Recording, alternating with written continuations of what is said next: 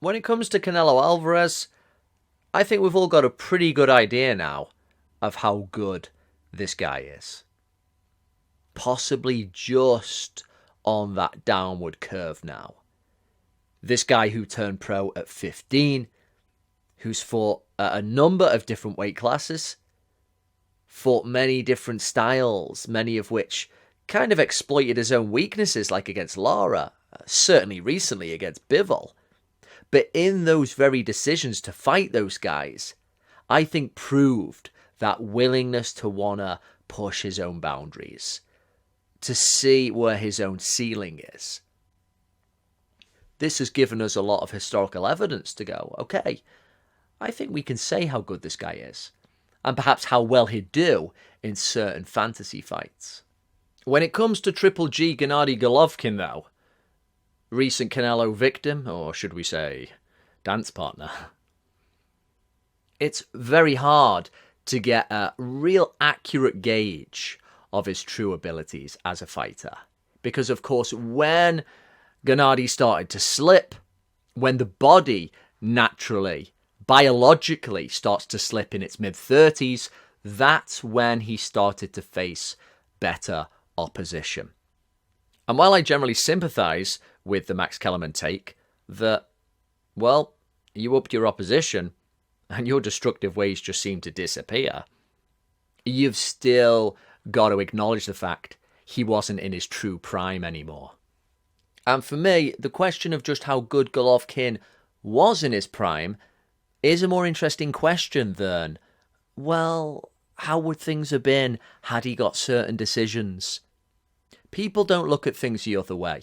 If you give Triple G both Canelo decisions, he's going to get a lot of criticism. In the first fight, why wasn't he more destructive? And in the second, you're going to get a whole lot more people championing Canelo's case. Not exactly a memorable coronation for a middleweight great. Nonetheless, the defense refers back to the fact that Triple G wasn't in his prime.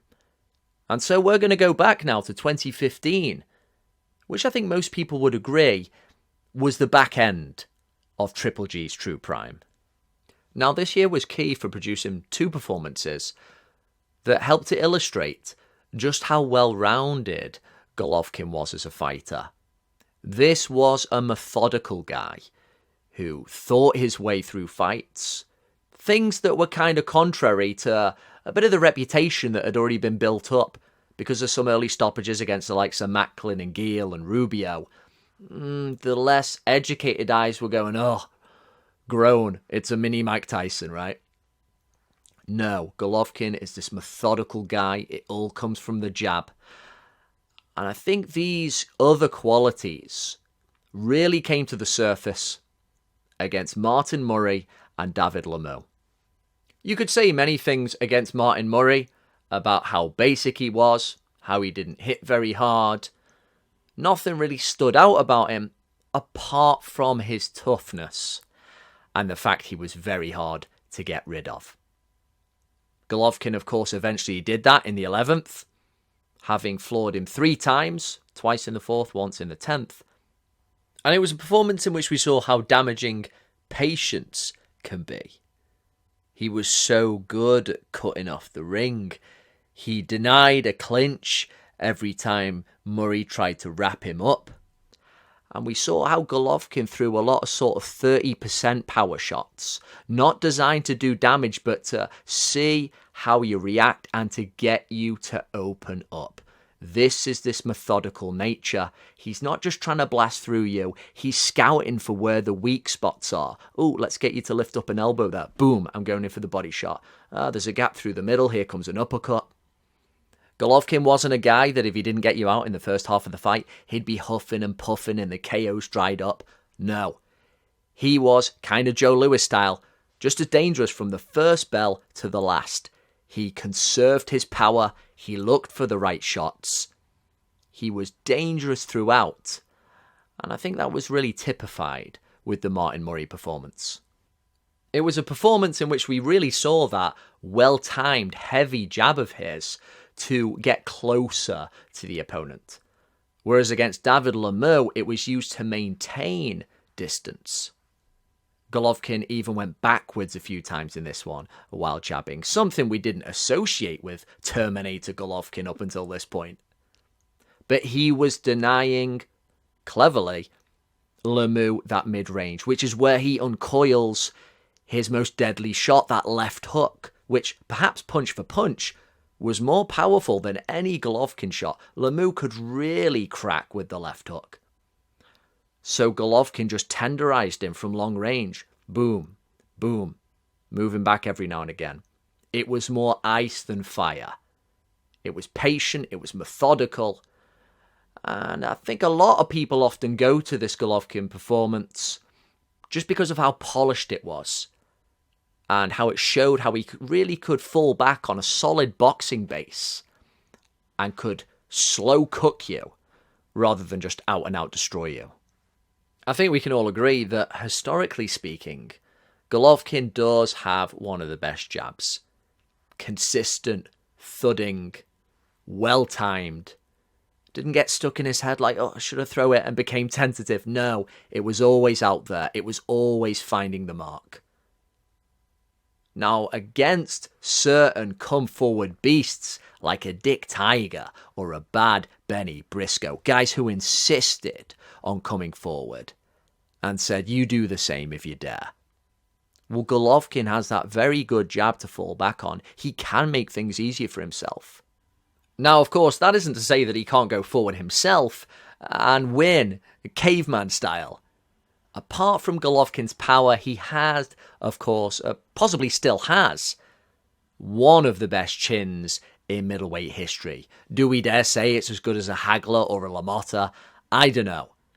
But I do know he has fought big punchers like Lemieux, like Curtis Stevens, who did land on him.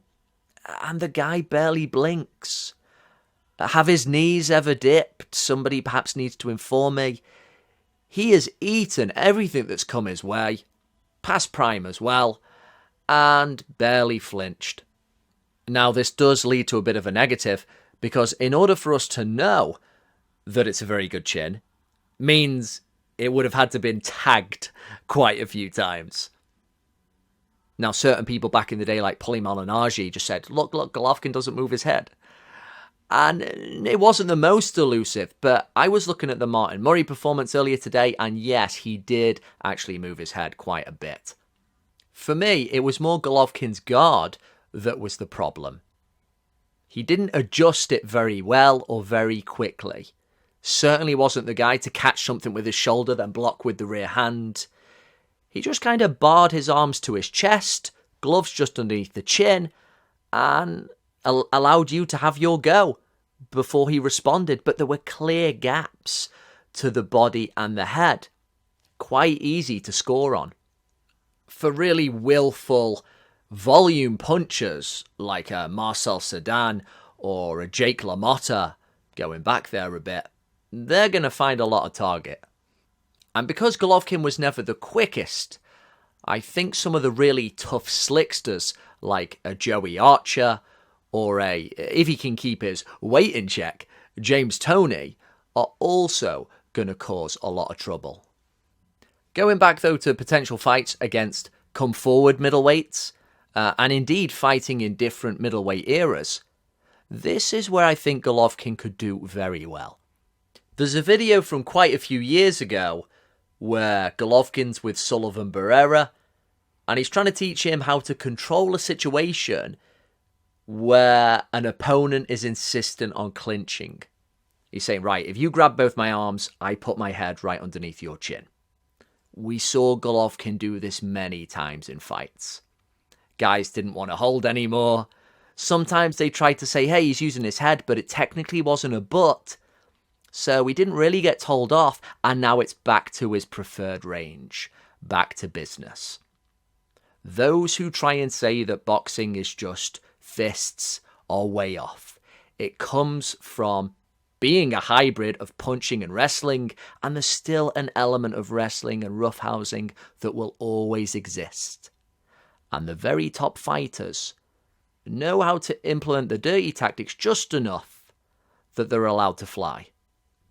So when you add this all together, how savvy he was on the inside, that really good jab, the way he knew how to open you up, probe, break you down, the power that lasted for the full distance, that incredible chin.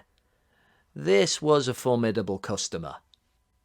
There was, I think, too much emphasis on the KO streak, on the amount of defenses he had of that WBA title.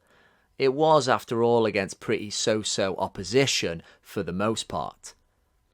The overexcited comparisons we had with like a Hagler and a Monzon. I can't see Golovkin getting the better of the guys at the very, very top. The Robinsons, the Grebs, Fitzsimmons, if you will, Hagler, Monzon. You've got equally tough guys there who I just think are too well-rounded. Some older cats as well, like a Mike Gibbons, or a little bit later, a Charlie Burley who at least fought at middleweight. They may prove a little bit too tricky for Triple G. Who then, you might ask, is the best middleweight that you would pick Golovkin to defeat? Maybe Tony Zale? The old man of steel? An incredible body puncher. And I think if there was a way to stop Golovkin, it would probably be through a very torrid, high-paced fight where he's taken a lot of licks to the body. Well, Zale would certainly try and do that, but not having as good a jab as Triple G, and the fact he really welcomed scraps, he is going to give Triple G a lot of opportunities to land those thudding blows. It's a fight that kind of hurts to think about. Maybe there'd be a rematch. And I think that's another way in which perhaps Golovkin would shine, because this was a methodical fighter who thought his way through every fight, every round. He might figure out a way to break down some of those slicker fighters, to crack those puzzles. And so I think no matter who you put him against, even if it is the creme de la creme of all time, he's not going to be leaving the arena without having given them a very hard night's work.